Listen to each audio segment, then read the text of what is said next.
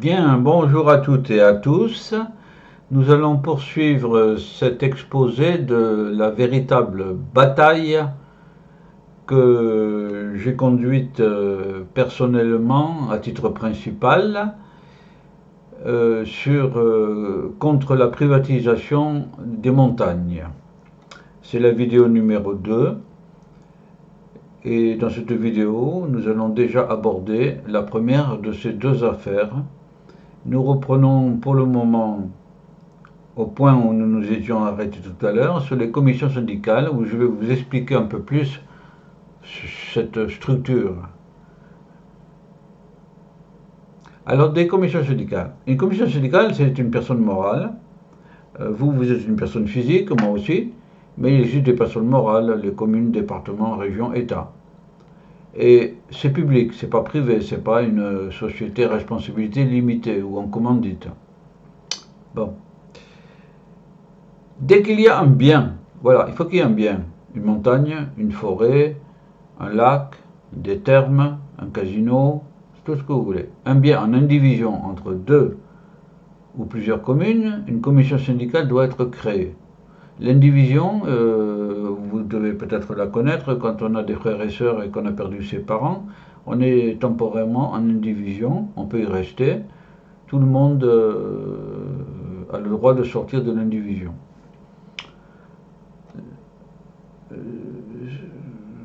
On peut utiliser ce mot, la loi le fait d'ailleurs, non pas entre personnes physiques, mais entre deux communes ou plusieurs. Voilà. Il y a quand même un petit abus, car une personne morale n'est pas une personne physique. Bon. La commission syndicale va donc gérer ce bien, depuis les Pyrénées centrales jusqu'au Pays basque.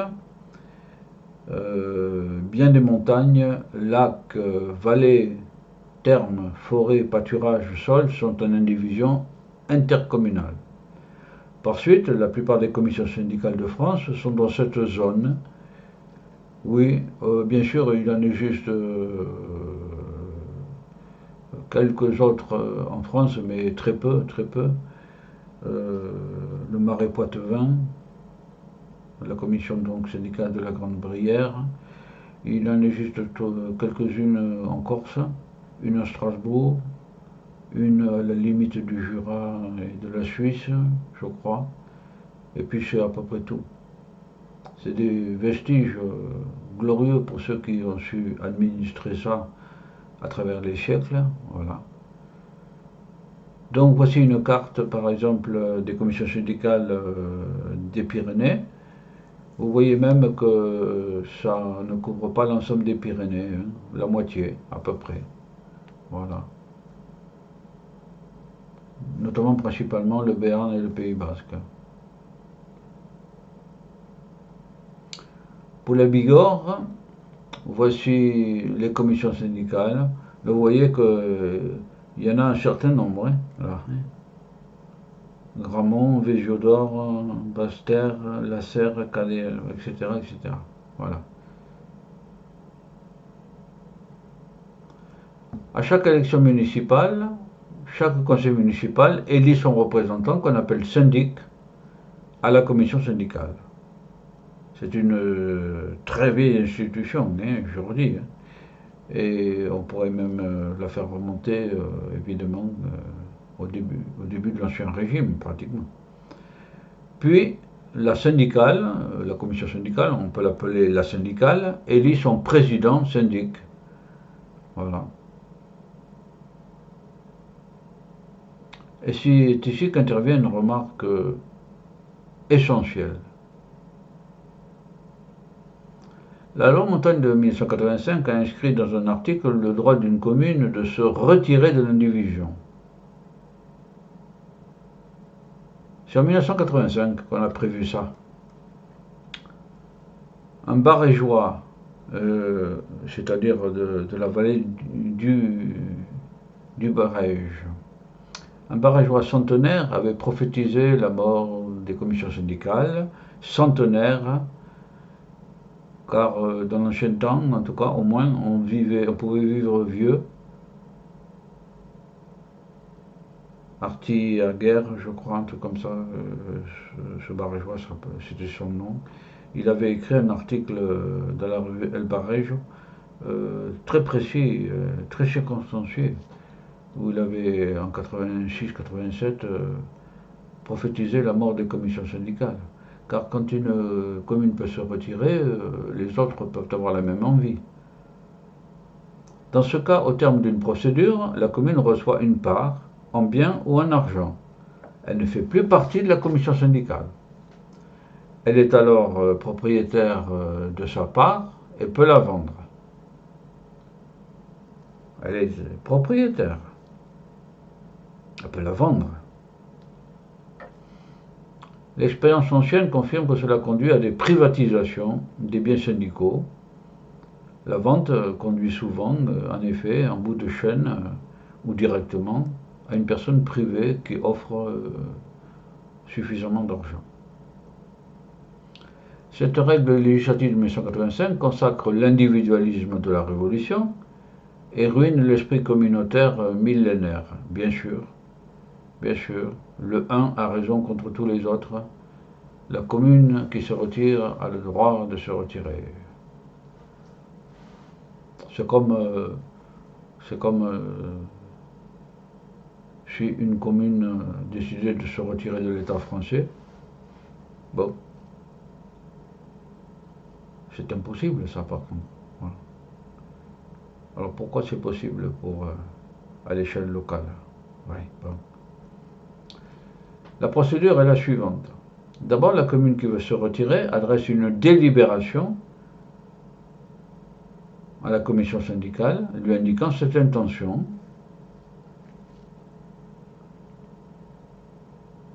Elle fait ce qu'elle veut, mais elle le prend par délibération du conseil municipal. C'est le maire, très souvent, qui est la cheville ouvrière de tout ça.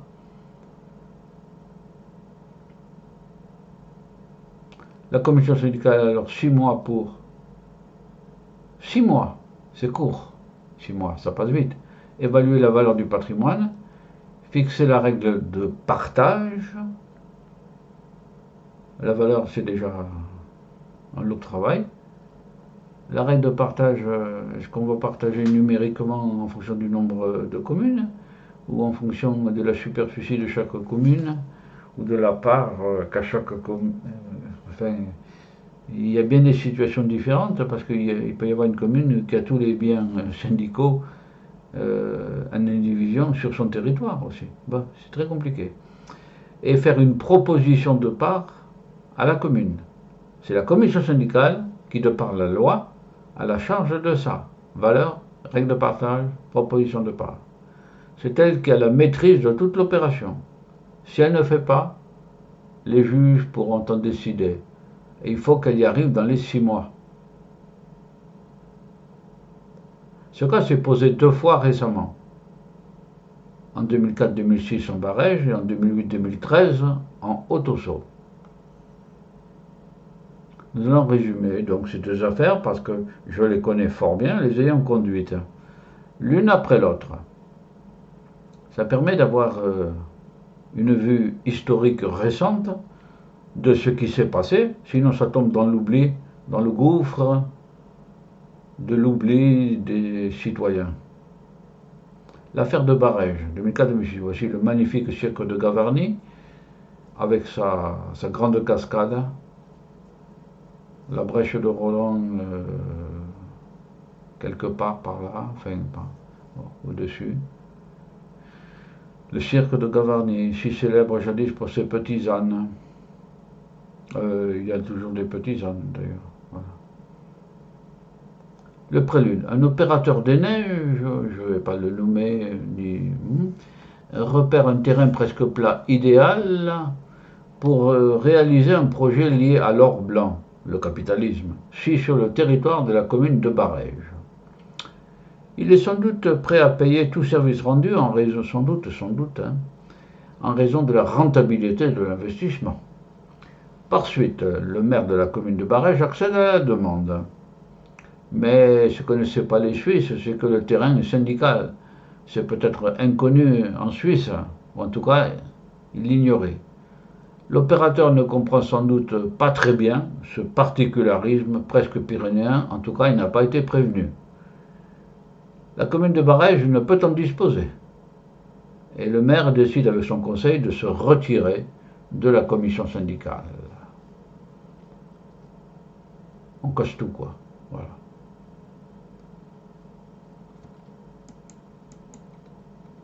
Le coup de tonnerre, le 21 avril, donc, réception par la commission syndicale de la vallée du Barège de la lettre de retrait de la commune de Barège. Autrement dit, quand ça arrive, c'est un séisme. Le président de la commission syndicale, Claude Massour, confronté à un problème inédit pour lui, cherche un conseiller.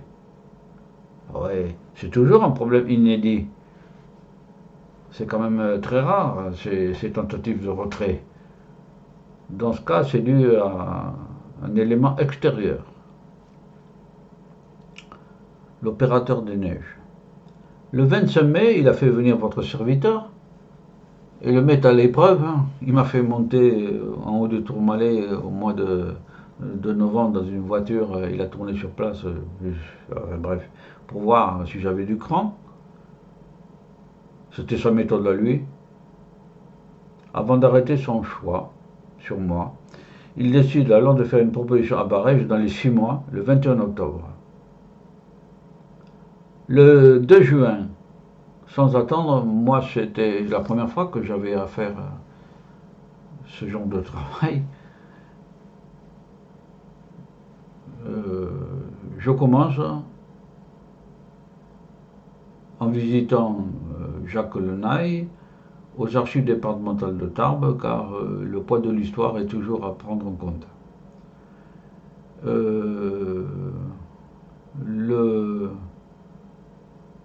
Le conservateur des archives, qui était un chartiste de l'École nationale des chartes, a traduit tout de suite un document rédigé en latin du Moyen-Âge. Voilà. C'est stupéfiant de compétences. Voilà. Après délibération de la commission syndicale, donc le 22 juin, je suis nommé maître d'œuvre expert de la commission syndicale de la ville de Barèges pour conduire la procédure. Vous voyez ici le portrait de Claude Massour, maire de Lucin-Sauveur, président de la syndicale, conseiller général, etc., etc. L'homme de la vallée. Car dans toutes les vallées, souvent, il y a un homme qui émerge et qui a tendance à dominer la vallée. Par sa compétence, par son énergie, par sa présence, et puis aussi par, pour reprendre un mot peut-être pas très exact, mais quand même prononcé par Jules Romain dans Examen de conscience des Français en 1953, l'avachissement des Français. Les Français sont des veaux, disait De Gaulle. Avachissement, c'est des vaches. Voilà. Voilà. On est dans la même rubrique. L'action. Je visite les services fiscaux, le centre des impôts fonciers, la trésorerie, le domaine, les archives. Et après avoir constaté un certain avachissement, le 5 juillet, je décide de conduire moi-même les vérifications des parcelles. Je recule devant rien, je suis un fonceur, donc je recule devant rien. C'est toute une vallée.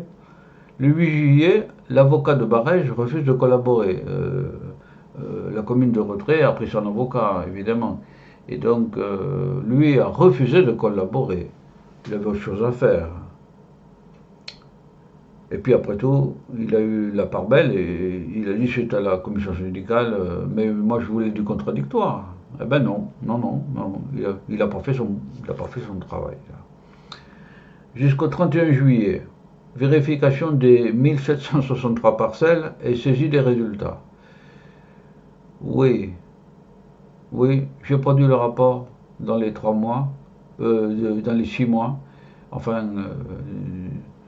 moins le temps qu'il a fallu pour me recruter, etc.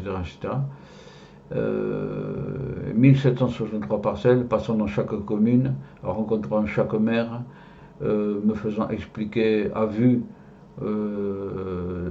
les changements de parcelles, parce que par rapport au cadastre, il y avait des changements, des pâturages qui étaient devenus forêts, par exemple, etc. Moment décisif, un jour, en sortant de la mairie, je sortais de la mairie de Gavarnie, quand tout à coup, Claude Massour me téléphone et me dit: j'ai enfin l'idée. L'idée, c'était de lui offrir des bijoux de la princesse qui ne pouvaient pas se payer. 6 août, début de la fixation des valeurs des parcelles avec un notaire. Voilà. 22 septembre, fixation de la valeur du patrimoine, au total, de la règle de partage, de la valeur du lot et de l'attribution en nature.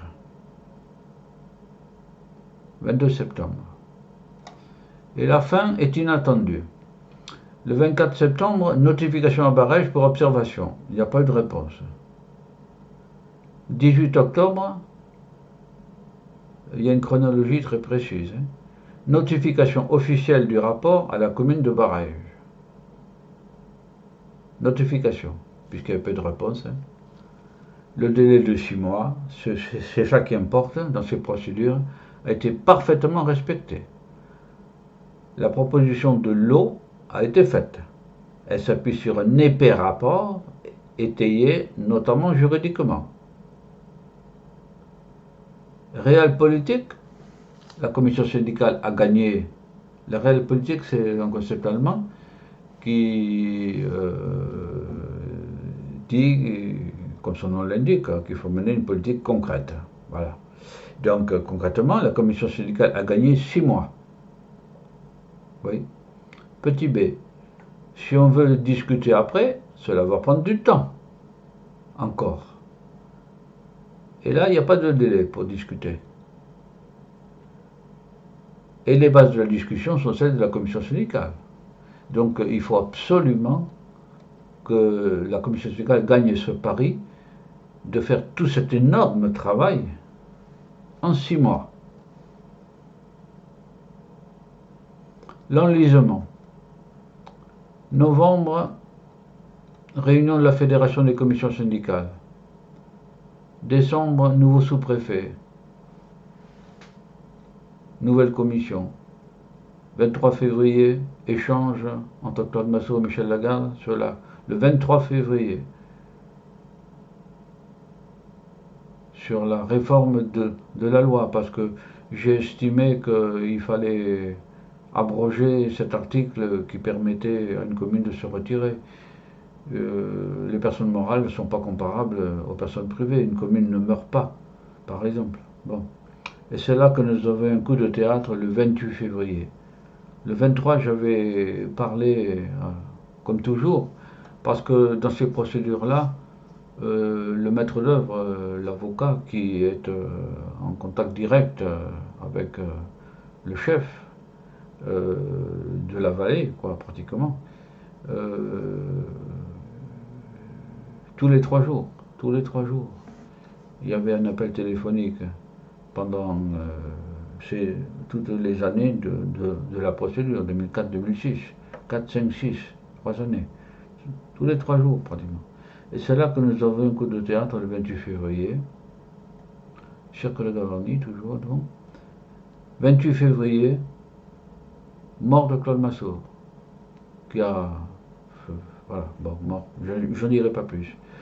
3 et 4 mars, échange entre la commission syndicale et Michel Lagarde pour réorienter la lutte. 31 mars, la commission syndicale d'Avel élit Raymond Bail. Elle réforme le nom de la commission. Elle s'appelle plus commission syndicale. C'est moi qui avais proposé ça. Elle s'appelle plus commission syndicale de la vallée de Barège, mais du Barège, c'est-à-dire de tout le pays, quoi. Et part dans un renouveau. Raymond Bail fait pression sur le maire de Barège pour qu'il abandonne. Et il a abandonné. Voilà. Oui. Oui, alors donc... et addenda, depuis l'affaire, nous avons travaillé bien souvent ensemble à sauver les intérêts valéens. Notamment, nous avons gagné une autre grosse affaire au sujet des chutes de rochers sur la route départementale contre le préfet et dans le contexte du passage du Tour de France. C'est peut-être, je ferai une vidéo sur ça aussi. Je vous présente ici Raymond Braille, le président de la commission syndicale de la vallée du Varège, et Christine Lot, âme perpétuelle dévouée à la commission syndicale de la vallée du Varège, chef de service, et les deux personnes étant indispensables à la fine, d'abord pour Christine Lot, à la conduite depuis le début avec Claude Massour de toute la procédure, et à la fin avec Raymond Braille pour y porter un terme. Voilà cette première grosse affaire qui a mis le feu aux poudres, comme tous ces genres de procédures. Et donc, je vais passer à l'exposé de l'affaire Dosso dans la vidéo numéro 3, où vous verrez que ce sont des problèmes analogues qui se sont posés et qui, heureusement, mais qui ont été encore plus acharnés. Voilà. Je vous rappelle que c'est dans le contexte de ma culture sociétale que je raconte cette bataille qui permet de sauvegarder l'identité pyrénéenne, l'identité des montagnards. Voilà. Et nous verrons ça dans la vidéo numéro 3 sur cette bataille contre la privatisation des montagnes. Je vous dis au revoir et à bientôt pour la vidéo numéro 3.